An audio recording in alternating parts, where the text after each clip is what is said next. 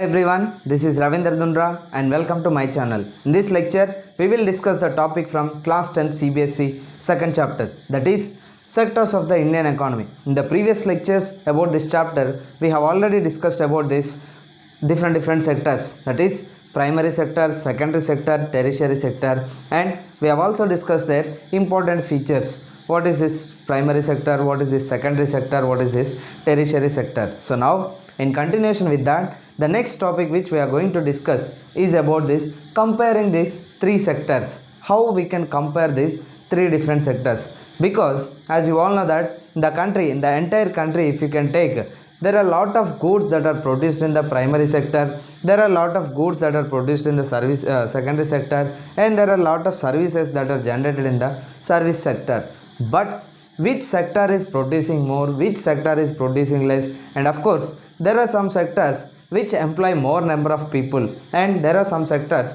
which employ less number of people. So therefore, how we can compare these three different sectors in this country, and how can we assess that which is employing more number of people, which is producing more number of goods. So in order to assess the performance of each and every sector, we need to compare these sectors. But how we can compare these three different sectors is that there is a method which is suggested by the economists. So what they have suggested is that these economists suggest that the value of goods and services should be used. In order to compare these three different sectors, we have to use the value of the goods and services. Then what do you mean by this value of the goods and services? For example, take primary sector. So in the primary sector, if we can take 10,000 kgs of 1000 kgs of wheat has been produced, just take for example, then each kg of wheat, suppose take the cost is 10 rupees,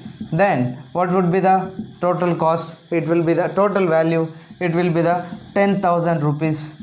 That means the value generated in the entire primary sector, if we take an example, it is 10,000 rupees. Then for example, take this secondary sector, they have produced 1000 computers and each computer costs 30,000. Then you can take how much value it has been generated in the secondary sector. So 3 1 2 3 1 3 4. So like this, if you can see, almost more than 3 crores value of computers have been generated in the secondary sector.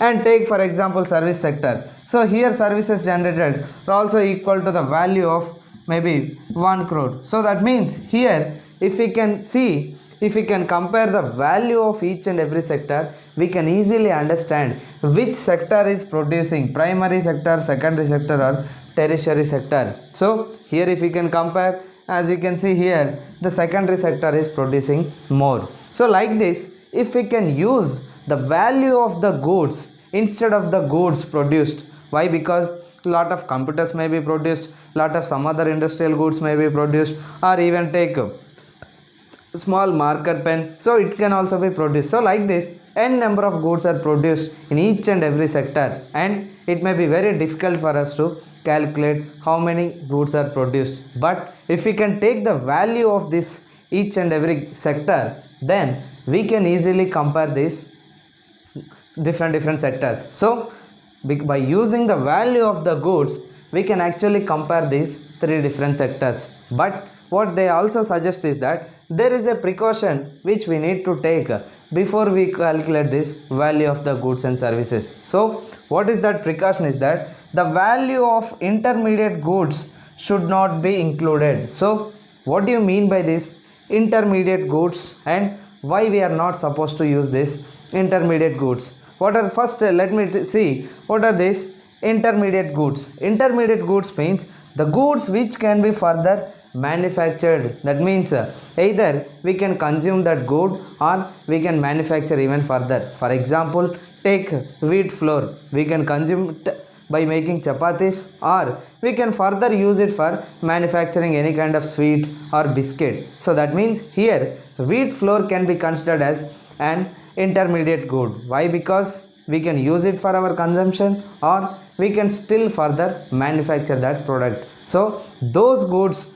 which can be manufactured further, or we call them as this intermediate goods, and we are not supposed to add the value of intermediate goods while calculating this, or while comparing the value of these sectors. So let us see how we can calculate this value and how we can eliminate this intermediate goods. Just for example, take in a country, just take a simple normal example. Here 1 kg of wheat is produced in this primary sector, just take, and this primary sector, if it is selling this wheat at a cost of 8 rupees per kg, that means the total value generated in this sector is something around 8 rupees. Then this 8 rupees worth of wheat, what the farmer has done is that he sold it to the mill, and the millman, he bought it for 8 rupees, and what he did,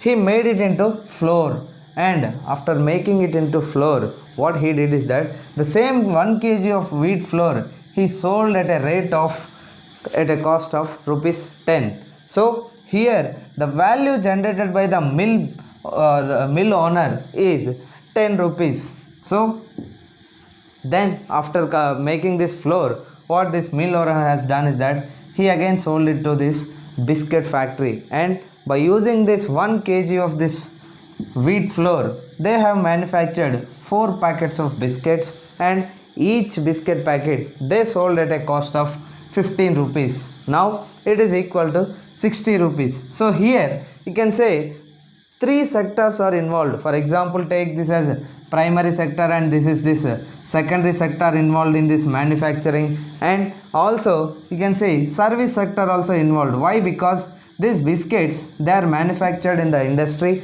and they are transported and sold in the market. So here the transportation service is also taking place. So we can say that service sector is also involved. So now if we can compare what is the value generated in each and every sector, we will get the total value of goods and services produced in the country. For example, if you take this wheat, here what is the final good they have produced? The final good they have produced is wheat at a cost of, or what is the final value they have produced is that the farmer has produced the final value of 8 rupees. Then after that he gave it to this mill owner, and mill owner, by using his own mill or power, what he done, he produced the value of 10 rupees, and the next he sold it to the biscuit factory, and he used some other sugar or any other extra ingredients, and he made biscuits and he sold at a rate of 60 rupees. So now if we can compare the final value of the goods which are produced in each sector, so in the primary sector the final value is 8 rupees, and here in the secondary sector, here what is happening is that the final value is 10 rupees, but already 8 rupees are included from this wheat. So what is the extra amount which he produced is only 2 rupees, and the next thing what he has done, he sold it to this biscuit factory, and what is the value he generated? 60 rupees, but already it includes this 10 rupees. That means what is the extra amount he generated, what is the extra amount he produced is 50 rupees. So if we can now calculate, if we can now add up all the final value, so now in the primary sector the final value is 8 rupees as we have discussed, and in the secondary sector the mill owner has generated the final value of 2 rupees. Of course he sold it for this 10 rupees, but what is the extra amount he generated? What is the extra final value he generated in this sector? Suppose you are taking suppose you take as an example, you are buying a good at suppose any good at 10 rupees, and you are selling it to your friend for 15 rupees, and what is the final value you have produced? What is the value in your hands? It is only 5 rupees, because the 10 rupees you have already spent on buying that product. So that is why here the final value is 2 rupees, and here by biscuit factory the final value which they have generated is only 50 rupees. So now primary sector, the secondary sector and service sector, by adding all these 3 sectors final value, we get something known as this GDP, which means gross domestic product. And if we can see this definition of this gross domestic product, what is the definition says? The definition says that the value of final goods and services produced in each sector during a particular year. So what is GDP means? Mainly what it says is that the value of final goods and services produced in each sector during a particular year. For example, if you take this, you can see here what is the value of final goods. Here what is the value of final goods? 8 rupees. Here what is the value of final goods? 2 rupees. Here what is the value of final goods? 50 rupees. So the value of final goods and services produced in each sector during a particular year. So then what it says, and sum of the production in these three sectors gives us what is called GDP. That means we have to add up these final values. What is the final value? 8 plus 2 plus 50. So total it is giving us 60 rupees, which we call it as this gross domestic product. Why? Because once again, if we can see the definition, what it says, final value. What is the final value? 8 rupees in primary sector and 2 rupees in secondary sector and 50 rupees in tertiary sector. And what they are saying, sum of the production in three sectors. So we need to add up the sum of these three sectors, 8 to 50, which gives 60 rupees, which the final customer gets the cost at 60 rupees. So this is what this GDP. And if you say that if any country's GDP is very high, that means we can assume that the country is producing more, and we can say the country is very big and it has very bigger economy. And who will take this mammoth, or you can say very big responsibility of calculating all the final value of goods and services is that there is a ministry under which there is an organization known as Central Statistical Office, which will measure the value of final goods and services in each and every sector, and it gives the GDP. And depending upon the size of the GDP, you can assume the size of the economy. Suppose if the GDP is very high, the country is having more bigger economy. If the GDP is less, you can say the country's economy is very less. So depending upon the GDP, we can assess the economic performance of a country. And at the same time, who will measure this very big task of what is that, calculating GDP, is that it is CSO. And why, the next question what it arises is that why we are not calculating this intermediate goods is that if we calculate this intermediate goods, it leads to something known as this double counting. So how double counting happens is, now you can see here, suppose here 8 rupees is there, and here we are adding 10 rupees, total 18 rupees, then we are adding it as 60 rupees. So total 78 rupees we are getting if we add all these things.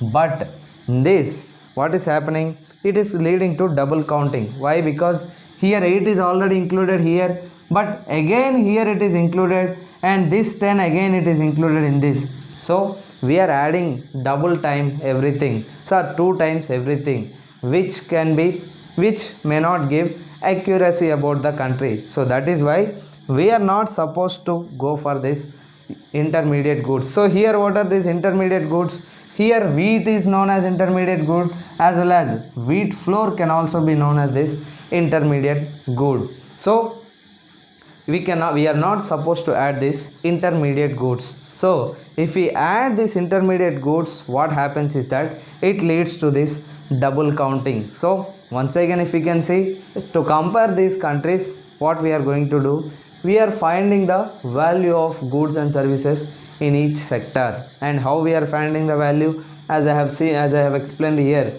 how you can find this value of each and every good. And how we are calculating this GDP, the value of final goods and services produced in each sector, and we are adding up all these three sectors. Primary sector, what is the final value? Secondary sector, what is the final value? And tertiary sector, what is the final value? So by adding up all these three sectors final value, we will get something known as GDP, gross domestic product. So hope it is clear and you have understood very well. Thank you. In the next lecture we will see historical changes in the three sectors. Thank you.